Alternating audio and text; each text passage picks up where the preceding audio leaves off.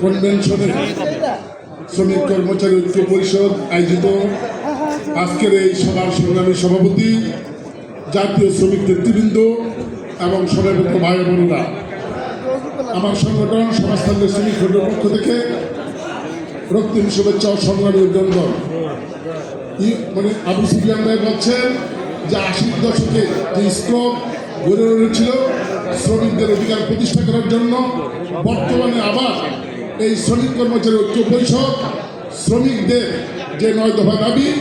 এবং শ্রম সংস্কার কমিশনের যে দাবি, সেই দাবিকে বাস্তবায়ন করার জন্য শ্রমিক কর্মচারী সংগ্রাম পরিষদ, সমাজতান্ত্রিক শ্রমিক ফ্রন্ট, শ্রমিক কর্মচারী ঐক্য পরিষদের আন্দোলন সংগ্রামে